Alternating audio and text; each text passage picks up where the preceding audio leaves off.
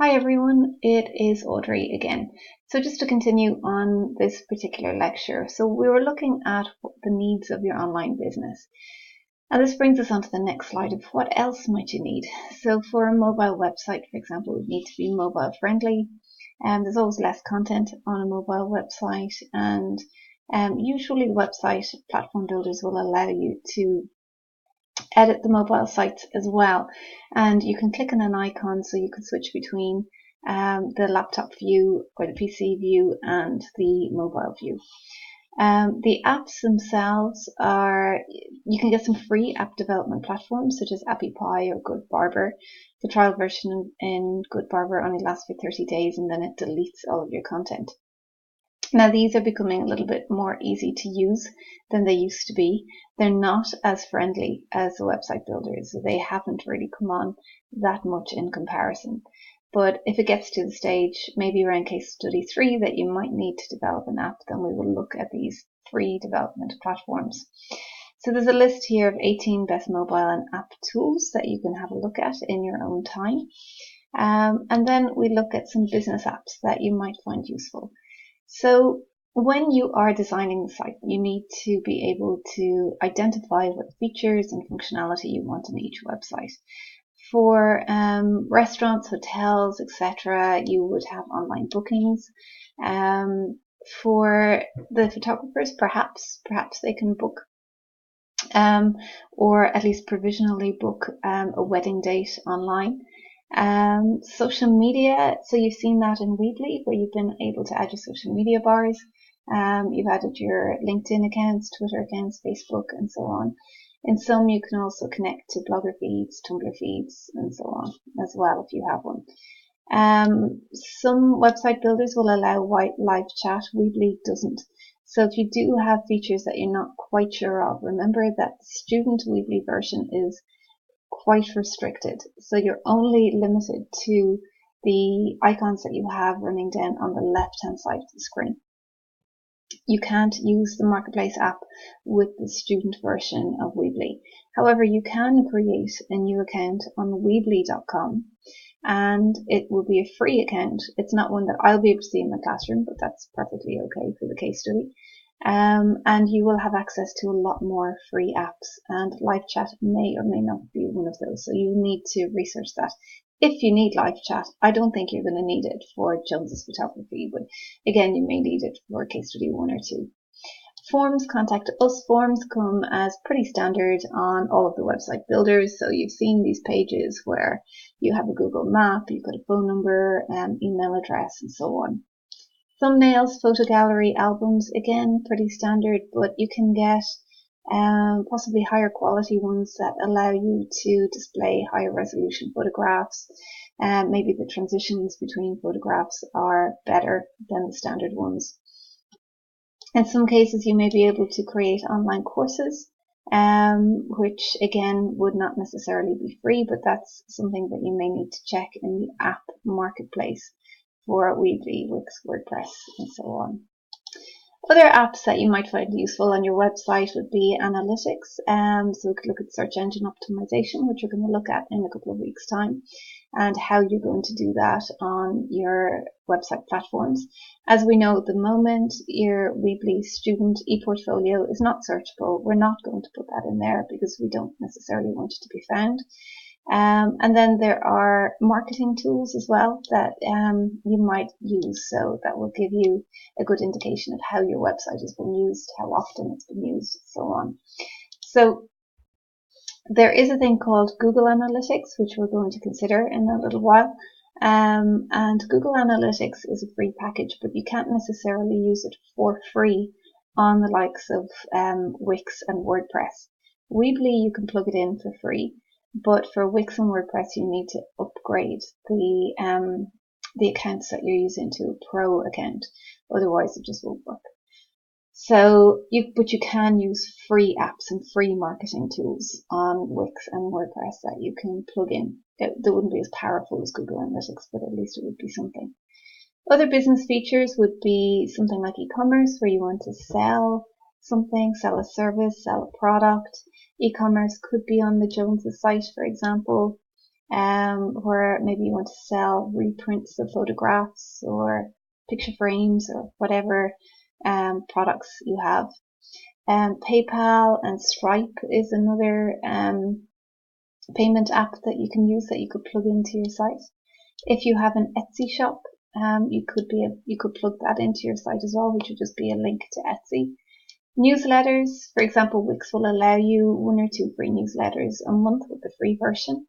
And then funding, if you wanted to link to the any of the funded sites, the GoFundIt, and I think there's a couple of others as well if you wanted to link to that. Events and calendar, getting tickets. So calendar here would be probably a particularly useful one. There is a free tool in both Wix and Weebly where you can look at a calendar and you can select dates. Now, again, that's Weebly, the full version, not the student version. Maybe something that you want to use for Jones's Photographers or not. Now, remember that the case study for Jones's Photographer, it's only worth 10%. So you're not going to need all of these features. You may only use 1 or 2, and that's perfectly acceptable for the first case study at 10%. As we go through the other 2 case studies, then you will be required to use your imagination and think about what other features and functionality might be useful. Other things to consider, HTML5 design is where a page scrolls, where you've got that design where I think the Jamie website that I showed you earlier, let's see, do I still have that open? Yes, I do.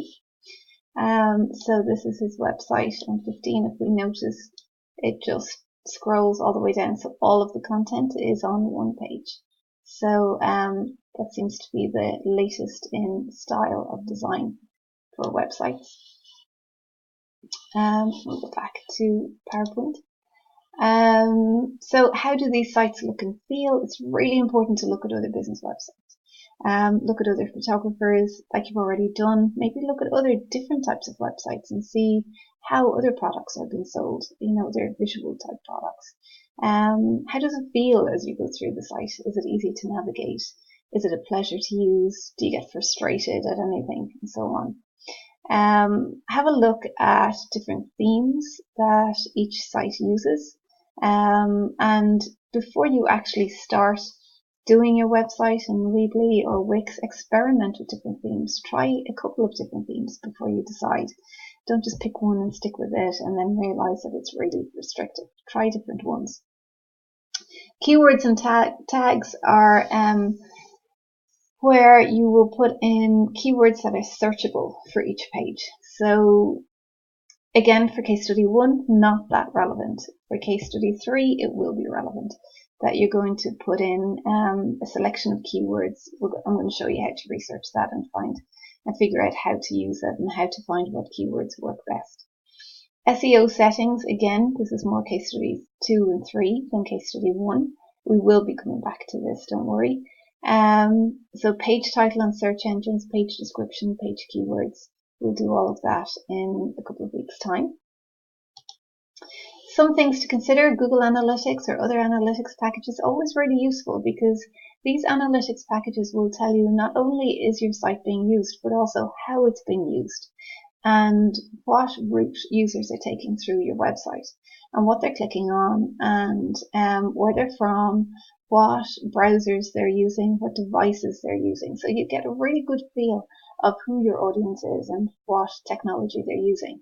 So if you have a website, let's say, that's only compatible with Chrome, but you find out through Google Analytics that people are accessing your website through Safari on their phones, then you need to reconsider how your mobile site looks and the compatibility then with other browsers. So it can be really useful. So again, we're going to look at Google Analytics in a little bit more detail in a couple of weeks along with SEO.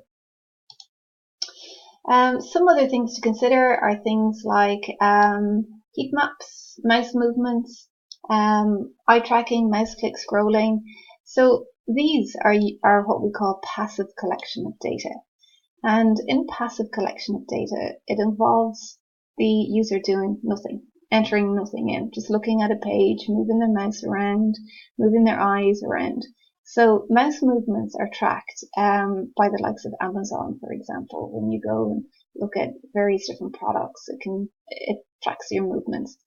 Eye tracking is when a camera tracks your eyes across the screen. It can tell where you've looked.